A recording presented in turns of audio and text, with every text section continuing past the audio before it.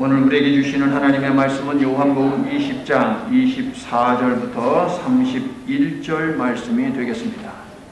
긴 말씀인데요. 저와 여러분이 교독합니다. 여러분이 하얀 색깔을 읽으시면 되겠어요. 12제자 중에 하나로서 디두모라 불리는 도마는 예수께서 오셨을 때에 함께 있지 아니한지라. 다른 제자들이 그에게 이르되 우리가 주를 보았노라. 도마가 이르되 내가 그의 손에 못자국을 보며 내 손가락을 그 못자국에 넣으며 그 손을 옆구리에 넣어보지 않고는 믿지 아니하겠노라 하니라.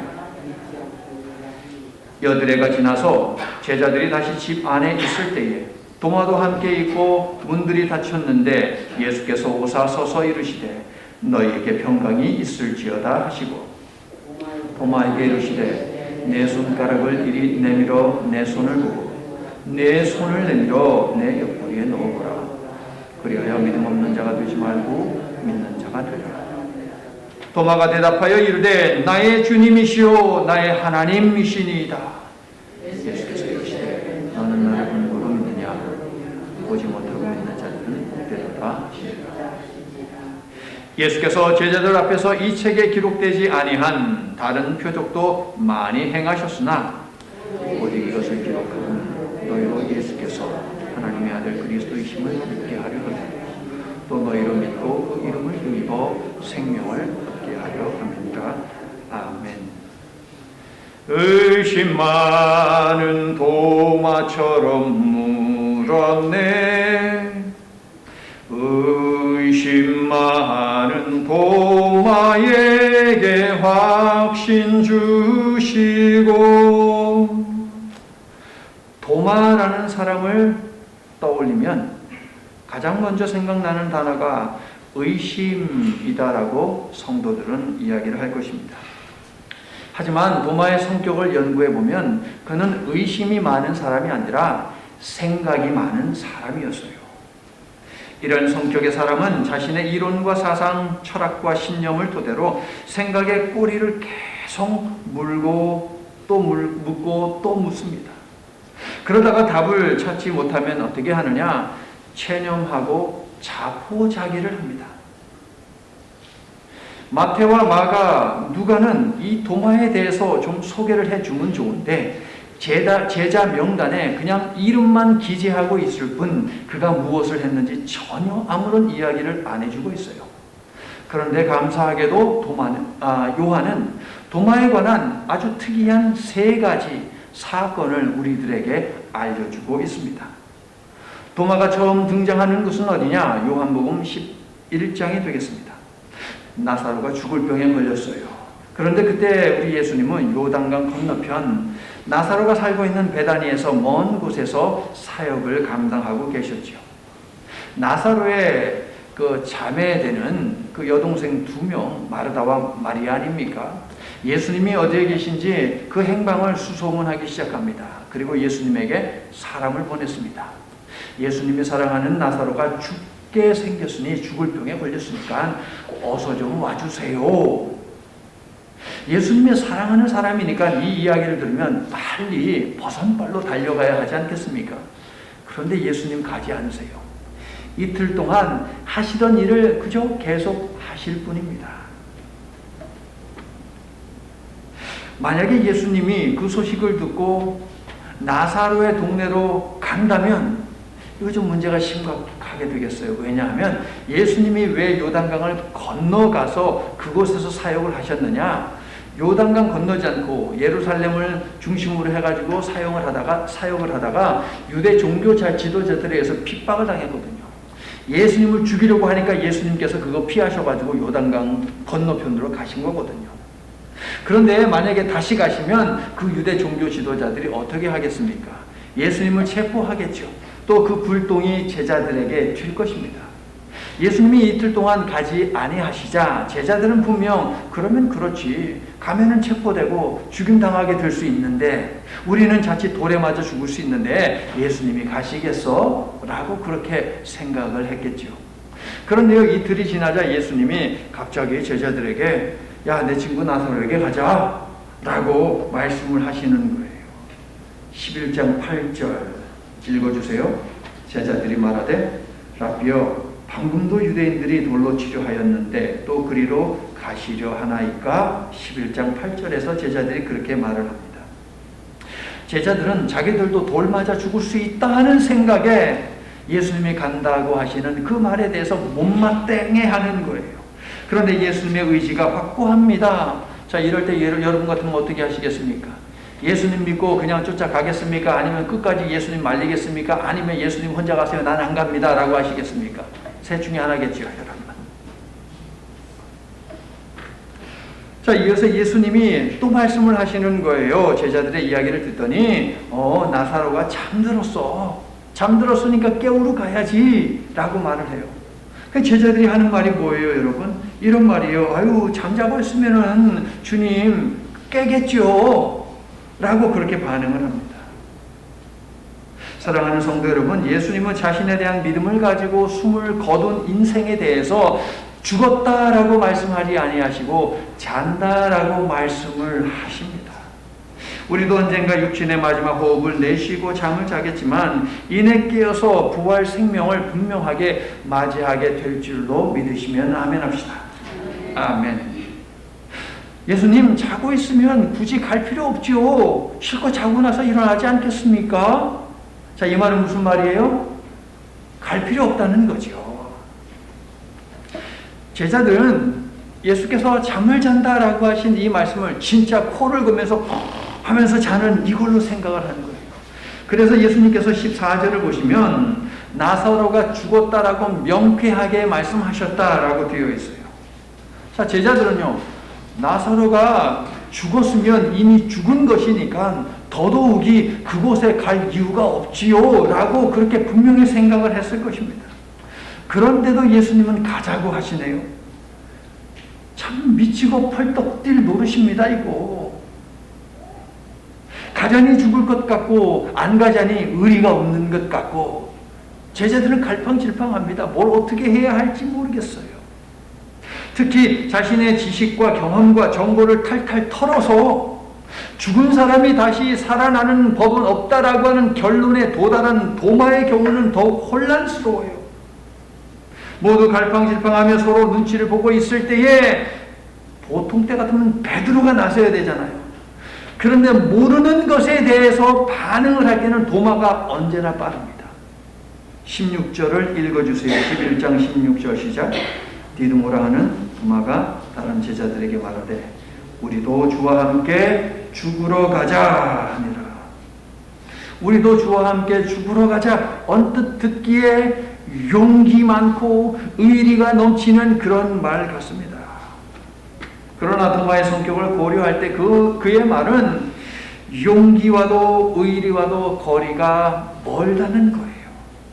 생각은 전혀 정리되지 않았고 유대 땅으로 가시겠다는 예수님의 결심은 도저히 바꿀 수가 없으니 그런 결론에 도달하니 체념을 하면서 한 말이 우리도 주와 함께 죽으러 가자 이 말이에요. 그의 말은 신앙의 찬 결단도 복음 사역을 위한 확실한 의지도 아닙니다. 그저 복잡한 생각과 착잡한 심경 속에서 절망을 느끼며 내뱉은 말, 믿음이 아닌 성격 때문에 세상 다 사는 사람처럼 한 말이 바로 이 말이에요. 여러분, 에라 모르겠다, 그냥 예수님 따라가서 죽자. 이게 이 말의 정체예요, 여러분. 이처럼 고심해봤지만 답이 없는 경우 도마와 같은 사람들은 확신이 없기 때문에 행동에 옮길 생각을 하지 못합니다. 그리고 허무주의에 빠져요, 여러분. 에휴, 그냥 가서 죽자, 이런 거예요. 도마는 다른 해결책이 없어서 체념하며 어쩔 수 없이 예수님을 따랐는데 그곳에서 죽은 사람이 살아나는 부활을 목격을 하게 되죠. 그의 이론과 사상, 이성과 논리가 무너집니다. 자, 이런 상황을 경험하면 보통 사람 같으면 어떻게 합니까? 너무 놀라고 두려워서 무릎을 꿇고 경배를 하고 경외를 하지 않겠습니까? 그러나 도마는 아닙니다. 자신의 사상과 관념, 경험과 정보에는 죽은 자가 살아나는 일은 없는데 살아났거든요. 자기가 봤거든요. 그러니 이 모든 것이 무너져 버리는 것이에요. 그래서 당황하고 혼란해하며 더 심각한 고민에 빠지는 것이 도마와 같은 사람의 특징이에요. 두 번째로 도마가 등장하는 것은 어디입니까? 요한복음 14장인데요. 유월절을 앞두고 예수님은 자신이 당할 고난과 죽음에 관해서 말씀을 하십니다. 그 말씀을 하시자 제자들은 근심에 사로잡히자 예수님이 하시는 말씀 14장 1절, 너희는 마음에 근심하지 말라. 하나님을 믿으니 또 나를 믿으라. 또 이어서 예수님은 자신이 떠날 것을 다시 계속 말씀을 하시면서 제자들에게 너희들이 영원히 거할 처소를 내가 준비하러 가는 거야. 너희들도 거기에 오게 될 거야 라고 말씀을 하시죠. 그런데 문제가 있습니다. 예수님은 떠나신다라는 말씀을 하세요. 제자들이 거할 처소도 말씀을 하세요. 그런데 거기가 어디인지에 대해서는 얘기를 안 해주시는 거예요. 가장 중요한 목적지에 대한 말씀을 하지 않는 예수님께 평소 같으면 누가 먼저 나서면서 묻겠어요? 베드로지요. 그런데 모르는 것에 관해서는 도마가 언제나 빠르다니까요. 도마가 나섭니다. 왜 도마가 나섭니까? 자신이 가진 정보에만 의지하여 자신이 아는 것만을 믿는 도마에게는 무엇이 신념입니까? 무엇이 지론입니까? 아는 것이 힘이다. 아는 것이 힘이다. 이게 최고의 캐치프레이즈예요. 도마 같은 사람에게는. 그래서 먼저 나서서 물은 것이죠. 14장 5절을 읽어주세요. 도마가 이르되 주여 주께서 어디로 가시는지 우리가 알지 못하거늘 그 길을 어찌 알겠사옵나이까. 자, 투박하게 번역하면 이렇습니다. 주님, 알아야 따라가든 말든 할 거 아닙니까? 이 말 한 거예요. 알지 못하면 그 어떤 것도 할 수 없고 무엇을 하더라도 알아야 할 수 있다는 도마의 성격이 반영된 질문이 바로 14장 5절이에요, 여러분. 보아야 알게 되고 알아야 믿게 된다는 것이 도마의 사고 방식이요 성격이었던 것이죠. 질문. 여러분이 생각할 때 믿는 것이 먼저입니까? 아는 것이 먼저입니까?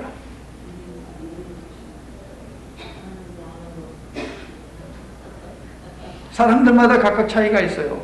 어떤 사람은 위대한 신학자 토마스 아퀴나스처럼 알아야 믿는다라고 그렇게 주장하는 사람이 있을 거예요. 그러니까 믿기 위해서는 먼저 알아야 된다는 것이지요.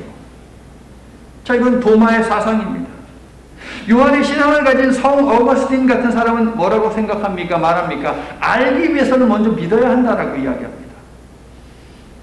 디모데후서 3장 14절 이런 말씀이 있죠. 너는 배우고 확신한 일에 거하라. 그런데 여러분, 이거는 의역이고 직역하면 이렇습니다. 너는 계속해서 배워서 확실히 믿어라. 이게 더 훨씬 멋진 번역 아닙니까, 여러분? 이 직역하면 그래요. 너는 계속 배워서 확실히 믿어라. 아는 것은 믿음을 위해 중요한 역할을 한다라고 하는 말이지요. 사랑하는 성도 여러분, 배움에 열심을 주시기 바라고 배운 말씀이 여러분의 삶에 있도록 하시기를 바랍니다. 설교 제목을 좀 읽어주시겠어요? 시작. 아는 것과 믿는 것 둘 중에 무엇이 먼저냐라고 하는 것은 중요하지 않습니다. 두 가지 모두 무엇에 목적을 두고 있느냐가 중요한데 그 목적은 무엇이냐? 예수 구원이라는 진리입니다, 여러분. 예수 구원이 우리가 알아야 하는 것이고 우리가 믿어야 하는 것이거든요. 예수 구원의 진리를 알면 심판이 있고 그 다음에 후에 부활과 영생이 있다라는 이 사실이 믿어지는 거예요. 예수 구원의 진리를 믿으면 그렇다면 심판이 있다는 것과 후에 부활과 영생이 있다는 것을 알게 되는 거예요, 여러분. 그러니까 아는 것과 믿는 것보다 더 중요한 진리는 무엇이냐? 예수 구원이에요, 여러분. 그 길을 모르는데 어떻게 갈 수 있습니까? 14장 5절의 도마의 질문. 또 오늘 보면 20장 25절에서 도마가 한 말, 내가 내 눈으로 보고 내 손으로 만져본 후에 믿겠다라고 하는 이 말은 건방지고 의심에 가득 찬 말이 아니라 진리를 알고 믿고자 하는 간절함으로 이해가 되어야 마땅합니다. 도마는 모르면 침묵하기보다는 시인하며 나 모릅니다. 나 모르니 좀 알려주세요 라고 물을 줄 아는 사람이었고, 냉소적인 의심이 아니라 참다운 이해와 믿음에 이르는 합리적인 회의를 품은 사람이었던 것이지. 스가랴가 환상을 보았습니다. 뭔지 모르겠어요. 천사에게 묻는 거예요. 이것이 무엇입니까? 천사가 역으로 물어요. 너 그거 모르니? 네, 모릅니다. 알려주세요. 계속 나와요. 스가랴에게 환상 보여주시니까 이게 뭡니까? 너 모르니? 네, 모릅니다. 이게 뭡니까? 너 모르니? 예, 모릅니다. 모르는 건 창피한 게 아니에요, 여러분. 모르는데도 불구하고 묻지 않는 것이 창피한 것이지요. 도마는 믿음을 위한 영적 탐구를 통해 자신의 생각을 바꾸고 삶을 바꾸기를 간절히 바랐던 것입니다. 성도 여러분, 이런 열린 마음과 열린 질문이 우리의 신앙을 더욱 단단히 하고 우리의 인생을 말씀 위에 더 든든하게 세운다는 사실을 기억하며 배움에 대한 열정을 품으시기를 예수님의 이름으로 축원합니다. 이후에 예수님은 내가 길이요 진리요 생명이니 나로 말미암지 않고는 아버지께로 나올 자가 없다라고 하는 위대한 말씀을 하시지요. 이 말씀하신 다음에 예수님은 계속 성령을 반복하세요. 성령이 올 것이다. 성령이 올 것이다. 성령이 올 것이다. 그러니 너희들은 성령을 받아야 된다. 성령을 받아야 된다. 성령. 도마의 머리가 또 복잡해지는 것이지요. 죽은 자의 부활, 영생, 진리와 보혜사인 성령, 모두 보이지 않고 모두 경험되지 않은 것들이기 때문에 그에게는 비논리적이고 비이성적이고 비상식적인 일들과 가르침일 뿐이에요, 여러분. 하지만 도마가 이 모든 것들에 대해서 속 시원하게 답을 얻기 전에 예수님이 돌아가셨다는 거예요. 그래서 실망이 컸고 허무했고 절망적이었습니다. 풀지 못한 영적 수수께끼를 풀기 위해서 뭐라도 해야만 했습니다. 그래서 오늘 말씀을 보니까 도마는 제자들과 함께 있을 수 없었던 것이죠. 도마는 어떻게 지냈을까요? 도마와 관련된 세 번째 이야기가 오늘 본문에 있습니다. 부활하신 예수님은 19절 유대인들이 무서워 숨어 지내는 제자들도 만나 주셨습니다. 그런데 그때 도마는 그 자리에 없었지요, 여러분. 그와 함께 했던 동료들이 예수님의 말씀을 증언해도 도마는 회의적입니다. 자기가 직접 확인하지 않았기 때문이에요. 이유는 딱 그거 하나예요. 25절 오늘 본문 시작. 내가 그의 손에 목자국을 보며 내 손가락을 그 못자국에 넣으며 내 손을 그 옆구리에 넣어보지 않고는 믿지 아니하겠노라. 그렇게 며칠이 지났대요. 여드레 8일이 지났습니다. 저는 여드레가 지나서라는 표현에서 세 가지를 보았습니다. 첫째, 부활하신 예수님을 만나고 네 가지의 말씀을 들었으면서도 제자들은 여전히 어디에 있어요? 집 안에 있다는 거예요. 예수님은 부활 후에 평강을 빌어주셨습니다. 파송하셨습니다. 파송의 이 소명을 감당할 수 있도록 성령도 주셨습니다. 성령 받고 소명 받고 나가서 그들이 해야 하는 것은 용서다라고 하는 것도 구체적으로 알려주셨어요. 해야 하는 일과 감당할 수 있는 힘을 예수님이 주셨어요. 그럼 나가야죠. 여전히 8일 동안 방구석에 처박혀 앉아있는 거예요. 유대인들이 무서워서. 성도 여러분, 이처럼 행동하는 믿음을 갖는 것은 쉽지 않다 하는 것을 우리는 알 수 있어요. 여러분도 동의하시죠? 행동하는 믿음을 갖는 것은 쉽지 않아요. 여러분, 요한복음에 믿음이라는 단어가 있을까요? 없을까요? 요한복음에는 믿음이라는 명사가 없습니다. 그런데 요한복음은 믿음의 복음서예요. 믿음의 책이에요. 믿음을 워낙 많이 이야기하거든. 어찌된 일일까요? 요한복음에는 믿음이라는 명사는 없지만 믿는다는 동사는 98번이나 나와요. 제가 사전을 확인해 보니까 98번, 거의 100번이에요, 여러분. 이 98번이라는 숫자는 어떤 숫자나 마태와 마가와 누가가 믿는다는 단어를 사용하거든요. 이거를 다 합친 것보다 더 많아요.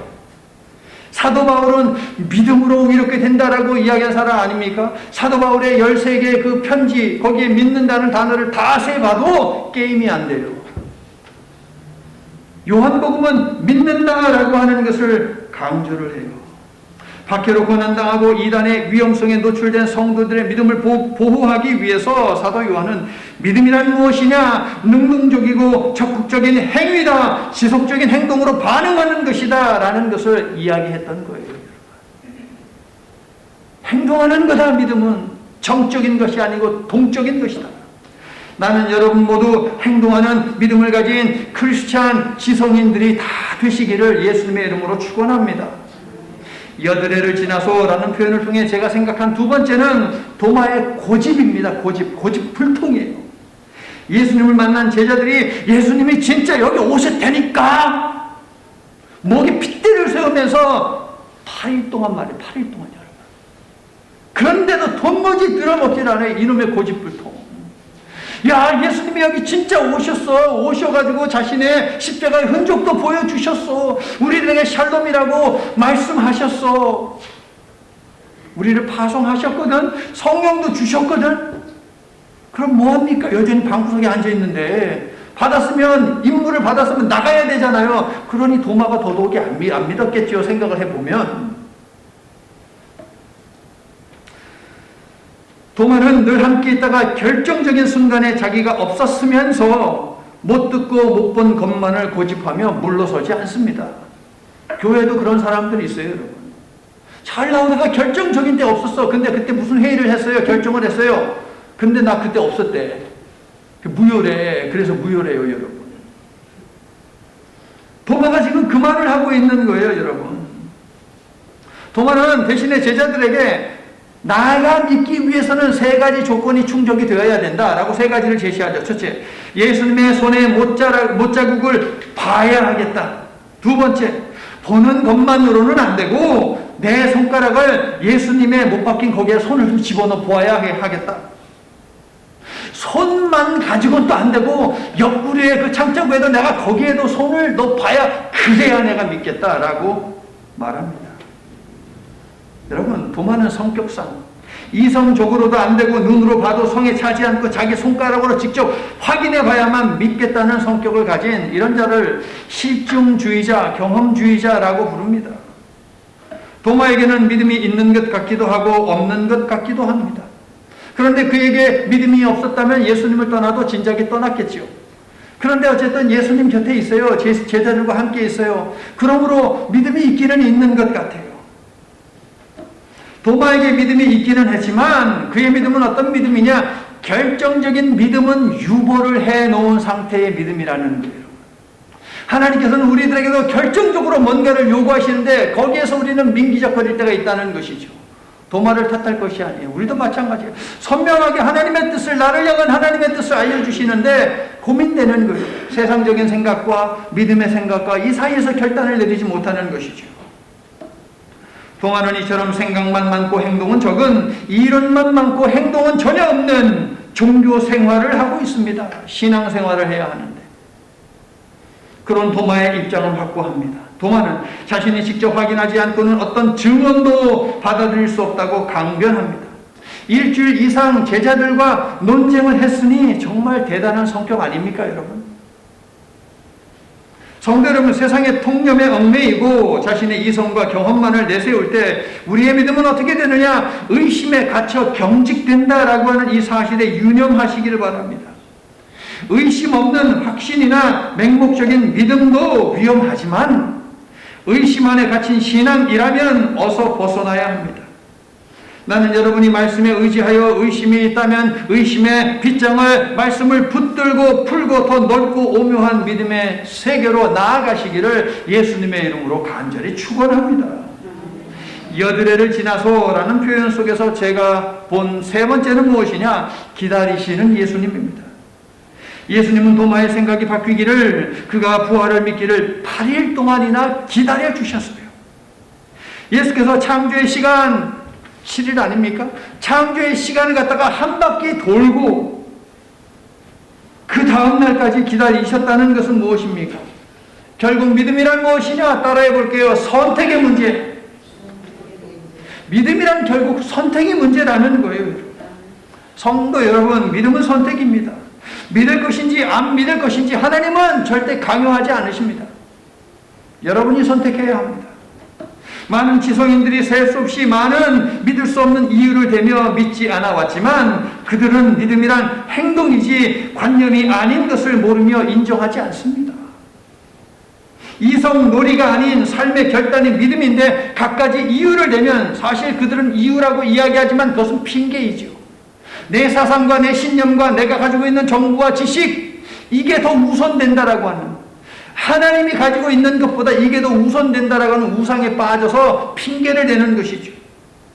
그러면서 하는 말이, 그래 나 좀 믿게 어떻게 한번 해봐, 이런 거죠. 감히 하나님을 시험하려고 합니다. 성도 여러분, 믿음은 자기의 의지입니다. 내가 그렇게 믿기로 결정하는 것입니다. 내가 이 길을 가기로 의지를 가지고 결단하는 것입니다. 아담과 하와는 선악과를 먹을 수도 있고 안 먹을 수도 있는 자유의지를 가졌는데 그들의 자유의지를 가지고 선악과를 먹는 것을 선택을 했습니다. 그래서 죄가 이 세상에 들어왔고, 그래서 예수님이 이 땅에 오셔서 그 죄의 문제를 해결해 주신 것 아닙니까? 오늘은 바로 그러한 예수님을 기다리고 기념하고 기억하는 날 아닙니까, 여러분? 성도 여러분, 의심이 있을 수 있습니다. 모르는 것도 있을 수 있습니다. 이해되지 않는 것, 이해 많이 있을 수 있습니다. 그러나 여러분의 자유의지로 하나님을 선택하고 하나님을 믿으시기를 예수님의 이름으로 간절히 축원합니다. 성도 여러분, 고집을 피우는 것이 어찌 도마만의 문제입니까? 예수께서 계속 사인을 보내시며 반복해서 말씀을 주시는데도 들어먹지 않는 사람들은 이 속에 있을까요? 없을까요? 있습니다. 오늘날 그리스도인들 가운데 많이 있습니다. 여러분도 그러했던 전적이 분명 있을 것입니다. 동의하세요? 중요한 것은 지금은 안 그러시죠, 여러분? 어제까지 그러셨어요? 오늘부터는 그러지 마시기를 축원합니다. 나는 여러분이 예수님을 너무 오래 기다리게 하지 않게 하시기를 바라고, 예수님이 말씀하시면 즉각적으로 순종하시기를 예수님의 이름으로 축원하는 것입니다. 자, 8일간 기다리신 예수님, 자신의 기다림에 대해서 올바른 반응을 도마가 내놓지 않자 예수님은 도마를 위해서 세 가지를 하십니다. 첫째, 예수님은 8일을 기다리시는 무엇을 하셨습니까? 똑같은 상황 속에서 도마를 찾아오셨습니다. 똑같은 상황 속에서 이것이 핵심입니다. 26절을 보니 전과 동일하게 모든 문들이 닫혀 있죠. 19절에도 그렇게 나와 있어요. 모든 문들이 닫혀 있습니다. 주신 말씀도 동일합니다. 뭐라고 말씀하십니까? 너희에게 평강이 있을지어다. 그런데 달라진 것이 한 가지 있습니다. 그것이 뭐예요? 그때는 도마가 있었어요. 예수님은 도마 한 사람을 위해서 그에게 결정적인 믿음을 요구하기 위해서 오셨다는 것이에요. 성도 여러분, 의심 많은, 아니 생각이 많은 도마에게 예수님이 찾아오셨습니다. 예수님은 믿음 좋은 사람에게만 찾아가시는 것이 아니라 믿음이 없는 사람에게도 찾아가십니다. 자기를 의심하고 결정적인 믿음을 갖지 못한 사람들도 안타까워하며 불쌍히 여기는 마음으로 찾아오시는 분이 바로 예수님이심을 믿으시면 아멘합시다. 비록 그가 한 명이라 할지라도 우리 예수님은 선한 목자이기 때문에 그 잃어버린 그 한 마리의 양도 포기하지 않고 오신다라고 하는 것이지요. 그래서 애정과 긍휼의 마음을 가지고 도마를 찾아오셨습니다. 성도 여러분, 우리가 예수께 순종하며 잘 따르기 때문에 예수님이 우리에게 오시는 것이 아니라, 따르면서도 계속 저항하고 따르면서도 제대로 믿지 않고 방황하지만 그럼에도 불구하고 이러한 우리를 찾아오시는 분이 바로 우리가 믿는 예수님이다라고 하는 사실이에요. 할렐루야. 두 번째로 예수님은 도마에게 말씀을 하시되 비판도 책망도 하지 않으셨다는 거예요. 이게 두 번째 포인트입니다. 예수님은 도마를 찾아오셔서 그를 비난하고 정죄하지 않았습니다. 여러분. 책망도 하지 않으셨습니다. 예수께서 하신 말씀을 보니까 어떤 말씀이에요? 도마가 8일 전에 제자들에게 했던 말 그대로예요. 도마가 제자들에게 말할 때 예수님이 거기에 계셨습니까? 계시지 않았습니다. 그런데 예수님은 도마가 한 말을 그대로 알고 계시고 그래서 그대로 말씀을 반복하면서 하십니다. 도마에게는 너무도 놀라운 일입니다. 자기가 무슨 말을 했는지 무슨 생각을 하고 있는지 예수님은 다 알고 있다는 것이요. 몰래 숨어서 문도 잠그고 있었지만 희한하게도 신비롭게도 도대체 어떻게 들어오신 것일까요? 아무도 문을 열어주지 않았습니다. 모든 문은 잠겨 있었습니다. 어떻게 들어오셨을까요? 이게 부활의 몸의 신비라고 지난 주일날 말씀을 드렸잖아요. 시간과 공간의 제약을 받지 않는 그 몸, 우리도 그 몸을 덧입게 될 거예요, 여러분.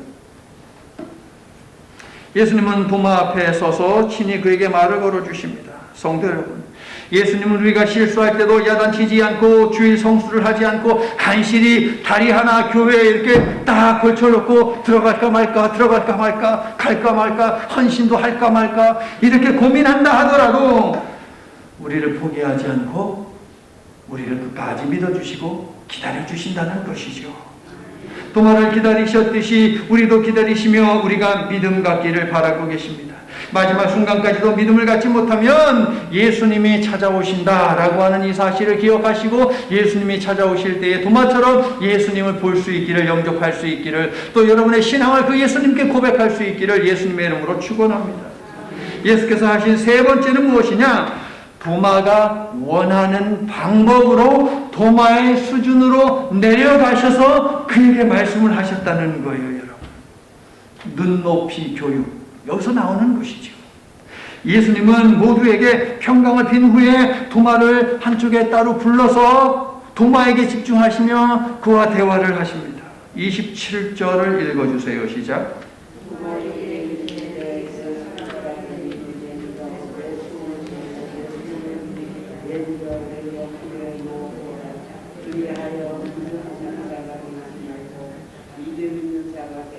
분명 막달라 마리아에게는 가까이 오지 말라고, 터치하지 말라고 분명 예수님이 말씀하셨어요. 그런데 도마에게는 어떻게 하래요?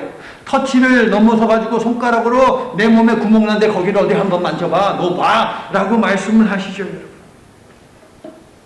도마의 눈높이에 맞추어서 이 큰 은혜를 주셨다는 것입니다. 할렐루야. 성도 여러분, 우리의 눈높이로 내려오셔서 우리로 하여금 사랑을 느끼게 하시는 예수님의 은혜가 놀랍지 않습니까? 놀랍고 감사하면 감사의 박수를 올려드릴게요. 할렐루야. 만져봐라. 목적이 뭐예요? 예수님이 구멍에 손을 넣어봐라. 목적이 뭐예요? 믿게 하기 위해서. 믿음, 그것이 목적입니다. 성도 여러분, 믿음이 이처럼 중요합니다. 모든 것을 양보해서라도 얻게 하고 싶은 것, 얻게 해야 하는 것이 무엇이냐? 바로 믿음인 것입니다. 모든 것을 포기하더라도 붙들고 있어야 하는 이 믿음이 여러분에게 어떤 상황 속에서도 있게 되기를 나는 예수 그리스도의 이름으로 간절히 축원합니다. 사랑하는 성도 여러분, 우리가 예수님의 수준에 맞출 수 없잖아요. 우리가 예수님의 수준에 맞출 수 없기 때문에 예수님이 우리의 수준을 맞추기 위해서 내려오십니다. 그렇게 우리에게 말을 걸어주시며 자신의 몸까지 보여주시고 내어주시며 우리에게 믿음을 가져라 라고 말씀을 하십니다. 저 밑바닥까지 내려가셔서 믿음 없는 자의 걸음에 보조를 맞추시면서 얘야, 이렇게 하면 믿겠니? 그렇게 하면 믿겠어? 요렇게 하면 그래 네가 믿을 수 있다고? 다 해보고 믿음 없는 자가 되지 말고 믿음 있는 자가 되라 라고 말씀하십니다. 이것이 바로 자신이 본 것만, 확인한 것만, 아는 것만 믿는 도마의 의심을 풀어주신 후 예수께서 하신 말씀인 것이죠. 이분이 바로 우리가 믿는 예수님입니다. 성도 여러분, 인생에 토네이도가 불고 허리케인이 닥치고 지진이 일더라도 예수 믿는 믿음은 여러분의 삶에 항상 있게 하시기를 예수님의 이름으로 축원합니다. 모든 그리스도인들의 문제가 무엇입니까, 여러분? 믿음이 없는 것이 문제가 아닙니다. 믿음이 식어가는 것이 문제예요. 저마다 믿음이 있다고 주장하고 맞습니다. 믿음이 있습니다. 그런데요, 믿음이 계속 식어가다 보면 나중에는 무엇만 남습니까? 알맹이는 없고 껍데기만 남게 되는 것이지요. 형식만 남고 내용은 없어져요. 결국 열심도 식고 봉사도 식고 찬송을 부르는 힘도 약해지고 기도의 시간은 짧아지고 안 믿는 것도 아닌데 그렇다고 믿는 것도 아닌 미지근한 상태로 그렇게 살아가는 거죠. 도마에게 믿음이 없었던 것이 아닙니다. 그에게서 믿음이 없어지고 있었어요. 믿음을 계속 가질 것인가, 믿음을 포기할 것인가 라는 질문 속에서 헤매고 있는 모든 도마 그리스도인들에게 예수께서 말씀하십니다. 내 손가락을 이리 내밀어 내 손을 보고 내 손을 내밀어 내 옆구리에 넣어보라. 그리하여 믿음 없는 자가 되지 말고 믿는 자가 되라. 성도 여러분, 믿음 없는 자가 되지 말고 믿음 있는 자가 되십시오. 껍데기 신앙을 가진 종교인이 아닌 알맹이 신앙을 가진 신앙인으로 살아가시기를 예수님의 이름으로 축원합니다. 자, 이제 여러분이 29절을 읽어주시겠어요? 29절 시작.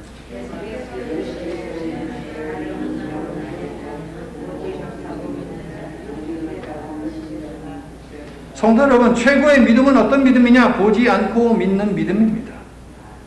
알 수 없으면 만져보고 확인해보고서라도 믿어야 하겠지만 진짜 축복은 안 만져보고 믿는 것입니다. 예수님, 우리 집에 굳이 오실 필요 없어요. 예수님께서 여기에서 나가라라고 말씀만 하시면 내 하인이 나을 줄로 믿습니다. 이것이 바로 믿음입니다. 이것이 바로 복 중의 복입니다. 만져보고 믿는 것도 믿음이지만 안 만져보고 믿는 것이 최고의 믿음입니다. 도마는 보지 못하고 믿는 복된 기회를 놓쳤어요. 본문 30절과 31절은 예수님을 직접 경험하지 못하고 믿는 미래의 성도들에게 그분의 말씀과 표적을 기록으로 남겨서 보지 않고도 그분을 믿고 영생에 이르는 복을 누리게 하려고 요한복음을 기록했다라고 하는 그 목적을 밝히고 있습니다. 도마에 관한 이야기에서 자연스럽게 연결되며 요한복음은 그렇게 끝나게 됩니다. 요한복음은 20장이 끝입니다. 원래 20장 이외에 없습니다. 그런데 훗날에 21장이 붙었던 것이고요. 성도 여러분, 지적 수준이 높은 과학의 시대, 정보가 넘쳐나는 시대를 사는 우리는 너는 나를 본고로 나를 믿느냐는 예수님의 질문을 곰곰이 생각을 해보아야 합니다. 특히 예수님을 거부하는 세상이 타락하며 거부하는 성탄절과 부활절에는 더더욱이 그러합니다. 너는 경험이 있어야만 믿을 수 있느냐? 너는 내 머릿속에 있는 논리가 충족되어야만 믿느냐? 너는 너의 지적 호기심이 충족되어야만 믿을 수 있느냐? 아닙니다가 여러분의 답이 될 수 있기를 예수님의 이름으로 축원합니다. 이제 말씀을 마칩니다. 도마는 못 박힌 예수님의 손과 창에 찔린 예수님의 옆구리를 만져보았을까요? 그의 손가락으로 흔적에다가 집어넣어 보았을까요? 그의 비관적인 말과 비관적인 생각과 이론은 이미 뿌리채 뽑혀버렸습니다. 예수님은 그런 도마에게 너는 나를 본고로 믿느냐고 하셨지 너는 나를 만져본 고로 믿느냐고 하지 않으셨습니다. 이미 부활해서 자신 앞에 나타나신 예수님을 도마는 보았고 말씀을 직접 들었으니 그의 실증적 경험적 욕구가 채워졌어요. 그는 만지지 않고도 믿었고 예수님의 말씀이 끝나자마자 대신에 무엇을 했느냐? 신앙 고백을 합니다. My Lord, my God. 나의 주님, 나의 하나님. 내 인생의 주인은 이제 당신입니다. 세상에는 많은 신들이 있지만 세상에 많은 사람들이 자신의 경험과 이론과 가치를 최우선에 놓으며 그것들을 우상시하며 살고 있지만 내가 이제부터 섬길 분은 바로 당신 나의 하나님입니다. 할렐루야. My Lord, my God. 얼마나 짧고도 얼마나 강렬한 고백입니까, 여러분? 성도 여러분, 아는 것이 먼저든 믿는 것이 먼저든 중요한 것은 예수님이 유일한 구원자라고 하는 진리입니다. 구원자 예수께서 오셨고 우리와 함께 계시며 심판을 위해 분명 다시 오실 것입니다. Merry Christmas. 너는 계속 배워서 확실히 믿어라. 예수님의 탄생을 기념하며 예배한 오늘부터 예수님만이 구원임을 더 알고 더 믿기를 소망하는 저와 여러분이 될 수 있기를 나사렛 예수 그리스도의 이름으로 간절히 축원합니다. 아멘. 하나님, 도마는 정말 큰 복을 받은 사람입니다. 만일 예수님이 다시 오지 않으셔서 그가 예수님을 만나지 못했다면 도마는 계속 의심하고 질문만 하다가 죽었겠지요. 그러나 예수님은 도마를 찾아오셨고 도마는 그 기회를 자기의 것으로 삼아 그동안의 자신의 지식과 이론과 정보와 경험을 내려놓았습니다. 그리고 그 자리에 온통 세상의 학문으로 상식으로 채워진 그 자리에 예수님과 예수님의 가르침으로 가득 채웠습니다. 그래서 도마는 자신에게 맡기신 십자가를 지고 예수님을 따를 수 있었고 순교의 자리까지 내려간 것을 이 성탄절 아침에 기억합니다. 하나님, 십자가를 볼 때는 깨지지 않았지만 부활을 봤을 때 비로소 깨진 도마를 보면서 부활하신 주님, 살아계신 주님을 만나는 것이 기독교요 예수를 믿는 것임을 오늘 우리는 명쾌하게 깨닫습니다. 간절히 소망하며 기도하오니 예수께서 이 세상에 오셨음을 기념하고 이 세상에 다시 오실 것을 기억하며 예배하는 우리에게도 부활하신 예수님은 계속해서 찾아오시어 말씀하고 계신다는 사실을 항상 유념하게 하시고 영적인 눈과 귀가 활짝 열려 예수님을 놓치지 않는 저희가 되도록 도와주시옵소서. 예수님 이름으로 기도합니다. 아멘.